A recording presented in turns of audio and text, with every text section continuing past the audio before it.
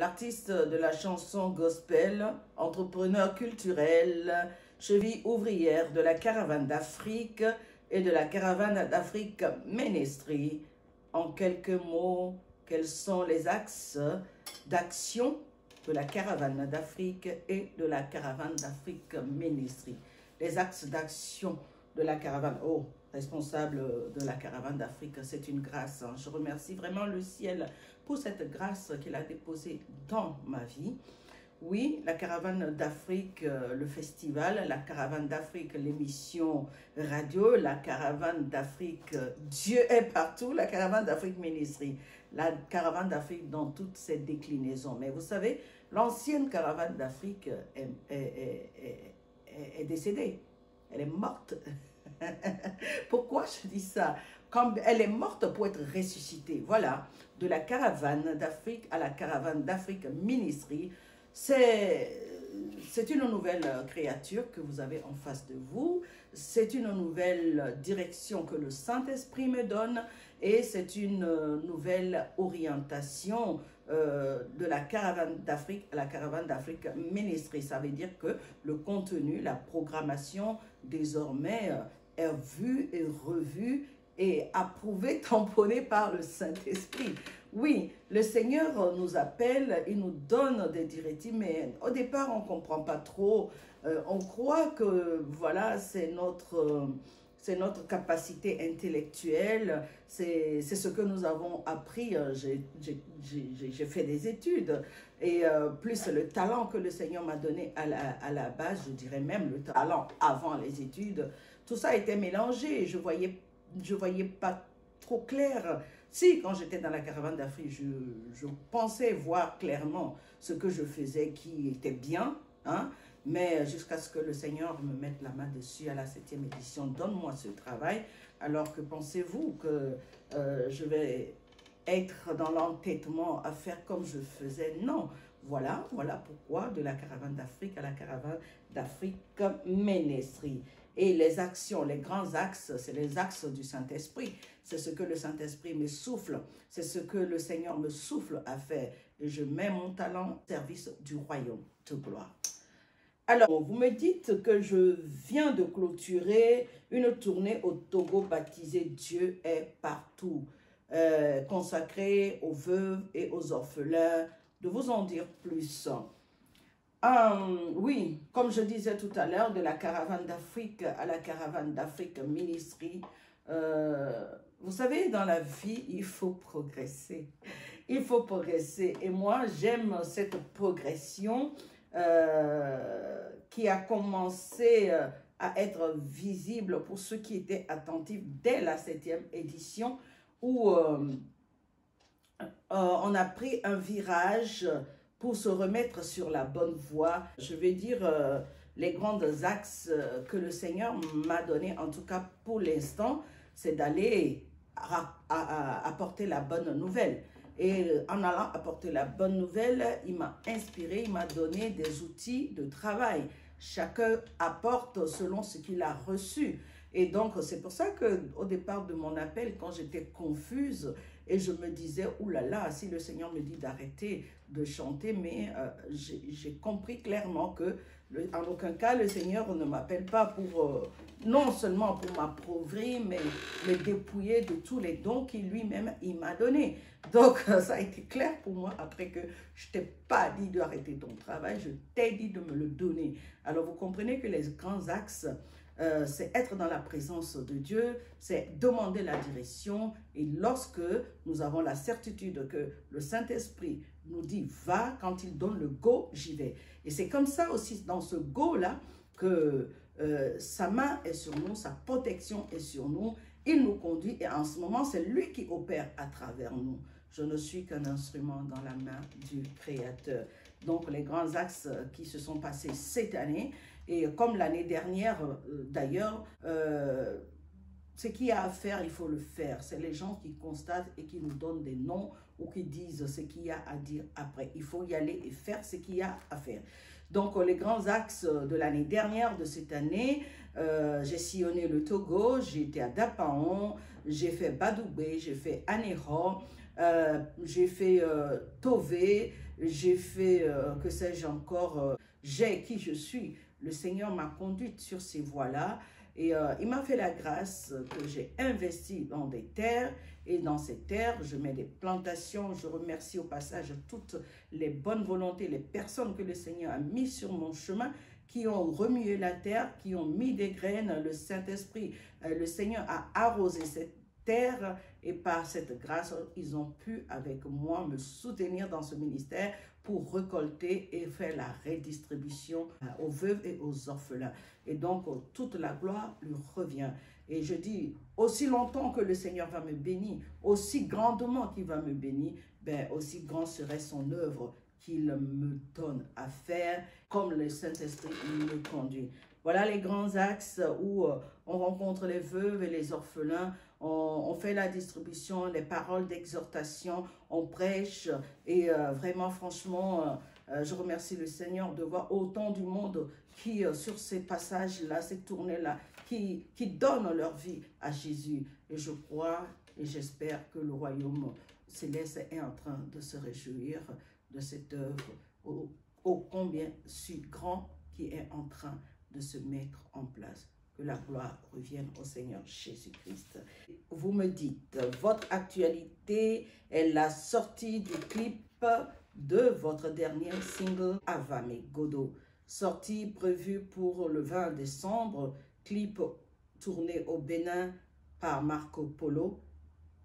Vous voulez savoir que dit ce titre prophétique Avame Godo. Merci de le préciser. Un titre prophétique. La prophétie, si elle tarde, elle s'accomplit toujours, me dit le Seigneur, l'Éternel des armées. Mon Dieu, mon roi me dit que même si la prophétie tarde, elle s'accomplira toujours. Vous allez me dire, quelle est cette prophétie? Je peux vous dire simplement que j'ai réalisé et l'appui du Saint-Esprit à l'intérieur de moi me confirme et la visitation me dit que je suis une lumière et que je dois briller, que je suis la tête et non la queue. Maintenant, si moi je reste à juste me répéter cette parole et ne pas sortir et rentrer là où je dois briller, comprenez que je vais briller dans les quatre murs, je vais briller en dessous la table.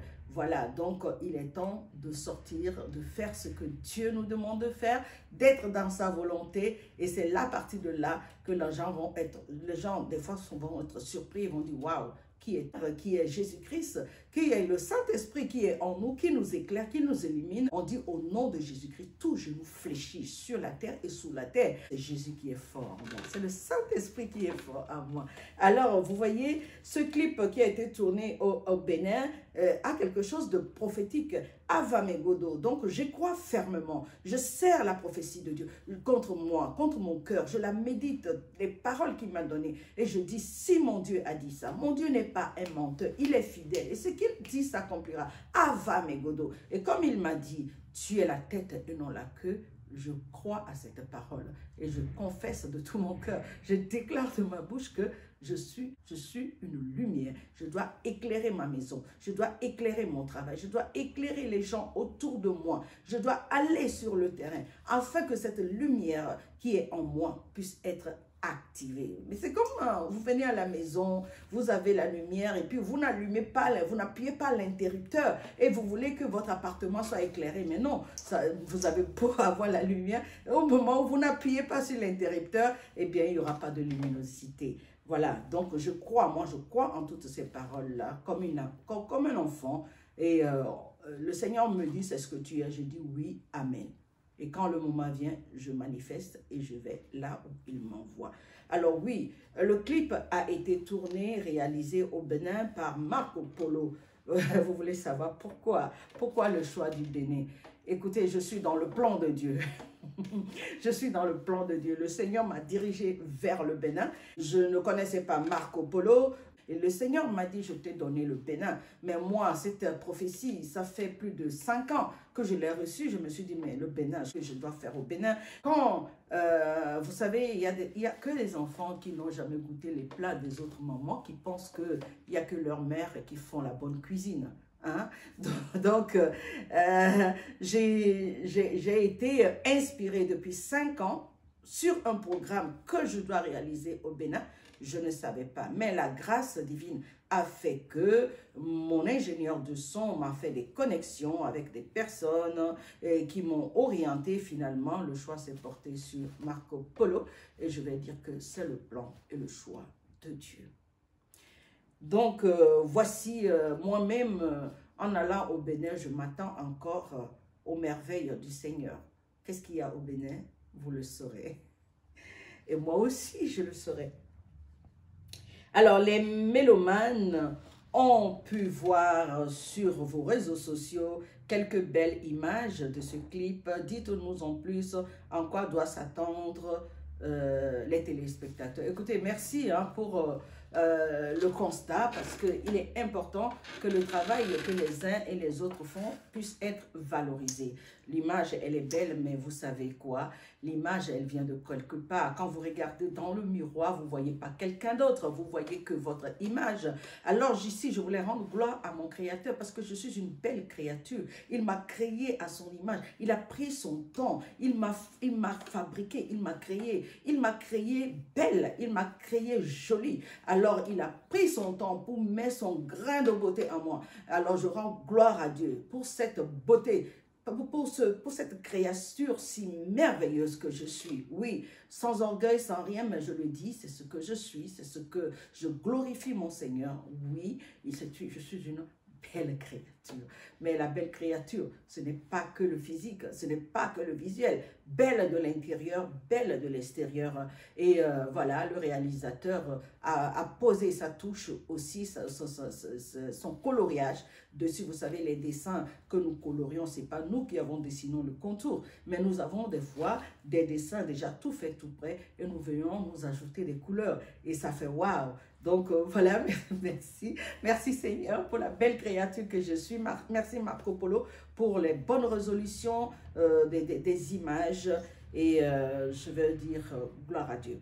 Donc à quoi s'attendre? Ben écoutez, tout ce que Dieu a créé est bon. Donc attendez-vous à quelque chose de bon et de très bon à travers ce clip-là. Non seulement les images, mais aussi les paroles de Dieu. La parole de Dieu, c'est notre médicament à nous, c'est notre encouragement. Quand Dieu te fait des promesses et que malgré des promesses, tu vois des oppositions, tu es persécuté, tu es envahi et que les gens luttent avec toi simplement parce que tu es en train de chercher la volonté, la direction de Dieu, et tu persévères, tu restes ferme, droit dans les bottes. Quand le Seigneur te dit, plie genou, tu plies. Quand il va à droite, tu vas. Quand il va à gauche, tu vas. Alors, quand tu commences à écouter par-ci, par-là, ce que les hommes, eux, ils décident pour toi, eh bien, tu ne rentreras jamais dans les promesses de Dieu. C'est pour ça qu'à un certain moment, quand je suis certaine de ce que Dieu m'a dit, je suis certaine de ce qu'il me donne comme direction, eh bien, je suis désolée, je bouche les oreilles. Et quel que soit ce qui vient à gauche, à droite, je reste focalisée, concentré sur ce que le Seigneur me dit. Et c'est de là que je dis, Avame Godo. Ce qu'il m'a dit, ça va se réaliser. Avame Godo. Alors, vous me demandez, Avame Godo, le clip, une fois sorti, à quoi je vais m'atteler? À quoi je vais m'atteler? Je vais continuer simplement comme je le faisais dans la présence de Dieu et dans l'humilité, dans l'écoute, dans tout, de me dépouiller de tout ce que le Seigneur veut que j'enlève et de prendre tout ce qu'il veut que je prenne parce qu'il est ma boussole, vous comprenez? Il est ma direction, le Saint-Esprit me conduit. Alors, je ne peux pas anticiper à quoi je vais m'atteler, mais la seule chose que je peux vous dire, c'est que je vais m'accrocher à l'Éternel, mon Dieu. Je vais m'accrocher au Seigneur Jésus-Christ de Nazareth. Je vais être dans l'obéissance et à l'écoute du Saint-Esprit. Telle est ma volonté. Des fois, nous avons la volonté, mais l'ennemi vient. L'ennemi rôde et il nous amène des fois dans des chemins qui ne sont pas les nôtres. Eh bien, pour ne pas perdre mon chemin, je vais demander la grâce divine, la faveur de Dieu et que sa présence soit toujours réelle et palpable et visible dans ma vie. Alors, vous me demandez votre question, je pense qu'on est à la 8e question. vous dites, avec tous les maux de ce monde auxquels s'ajoute la pandémie de Covid-19, quel est, d'après vous, le regard de Dieu sur l'humanité? Le regard de Dieu sur l'humanité. J'ai envie déjà de dire que Dieu n'a pas un seul regard. Dieu a plusieurs regards. La parole me dit que les yeux de l'Éternel se promènent sur toute la terre. Vous imaginez l'immensité de la terre. Vous imaginez, même cette immensité n'est pas plus grande que la grandeur, la hauteur, la profondeur, la largeur de Dieu. Mais Dieu a cette capacité, ce pouvoir de pouvoir contrôler toute la terre et de promener son regard dans le monde entier, sur toute la terre, et de chercher qui il va envoyer. Voyez déjà. Donc, cette capacité de Dieu de regarder partout, je vais dire que Dieu n'a pas un seul regard sur l'humanité. Mais ce que je sens au plus profond de moi, en ce moment-là, précis, où je réponds à cette question, au-delà du regard d'amour, de compassion, de faveur que Dieu a un regard de colère en ce moment. Oui, Dieu peut se mettre en colère. Dieu parle avec amour. Dieu est amour. Mais ce n'est pas parce que Dieu est amour qu'il ne se fâche pas. Ce n'est pas parce que Dieu est amour qu'il ne se met pas en colère. Dieu a tourné son regard de colère en ce moment sur la terre tout entière. Pourquoi? Parce que mon peuple périt faute de connaissance. Parce que mon peuple ne me rend pas louange et mon peuple ne m'adore pas. Pourquoi? Parce que mon peuple est enfermé dans sa tradition, alors que je ne suis pas un Dieu de tradition. Pourquoi? Parce que mon peuple ne va pas sur le champ pour gagner des âmes, parce que c'est ce qui me fait plaisir. Voilà le regard de Dieu en ce moment. Dans ce moment, le Seigneur écarquille ses yeux et il regarde partout dans ce monde. Il veut sauver ses enfants, il veut guérir ses enfants, il veut. Mais Seigneur dit, qui irai-je, qui enverrai-je?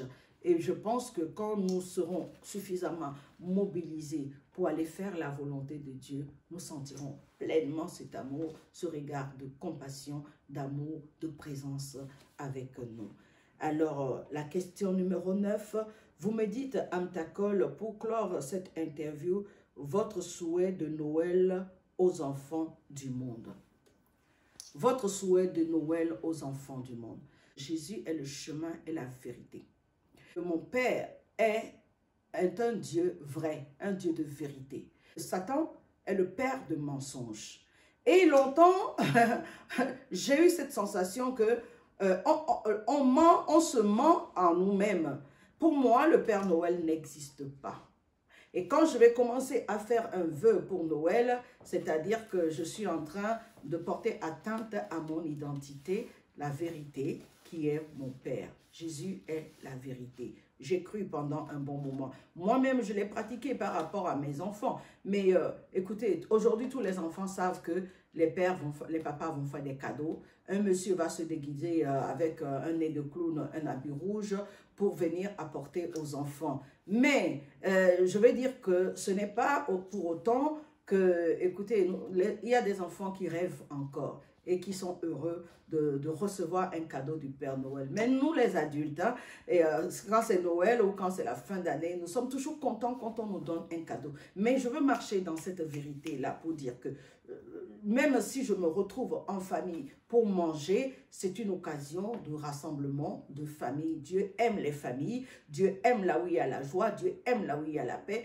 Dieu a dit donne. Alors Dieu aime quand on donne. Alors je souhaite que tous les enfants soient visités, que ce soit par les parents, les familles, et je leur souhaite quand même dans cette période que leur joie s'agrande à travers les cadeaux qu'ils vont recevoir d'un tonton, de maman, et c'est une belle occasion pour que la famille se retrouve enfin, parce qu'on court sans cesse, on travaille sans cesse, on n'a pas le temps de s'asseoir à table, de manger en famille. Voilà les bons côtés de Noël, mais sinon, À 52 ans, pour moi, je ne crois plus en Père Noël. Je crois en un seul Dieu, créateur du ciel et de la terre. Je crois en Jésus-Christ de Nazareth. Je crois au Saint-Esprit et je crois à l'amour. Dieu est amour. Voilà. Je crois que j'ai répondu à toutes vos questions. Mon mot de fin pour cette fin d'année, je souhaite que... Je vais simplement dire meilleure année parce que il y a des choses, il y a des situations, des opportunités, des occasions qui ne viennent qu'une seule fois dans la vie. Et il y a aussi des maladies que l'on découvre qui arrivent comme ça, mais qu'est-ce que Dieu n'est pas capable de faire? Et je veux que le Seigneur nous surprenne encore. Mais en attendant, je veux dire courage à tout un chacun, tous ceux qui souffrent en ce moment dans un lit d'hôpital, ceux qui ont contacté la maladie, ceux qui sont morts, ceux qui sont partis. Je voudrais dire, ma tristesse et ma compassion pour eux, malgré les zones de turbulence. Abordons cette année-là avec repentance, avec foi, avec courage, avec présence et persévérance et cherchons vraiment la présence de Dieu. Et c'est lui qui nous donne des directions et qui peut faire que même dans la tempête, qu'on se sente au repos. Rentrons dans le repos de Dieu et que la paix soit avec tout un chacun. Pas la paix de ce monde comme le monde nous donne, mais la paix que le Seigneur Jésus-Christ a libérée sur la croix. Et rentrons dans sa victoire. Au nom de Jésus-Christ de Nazareth. Voilà. Bonne année à vous tous et à bientôt.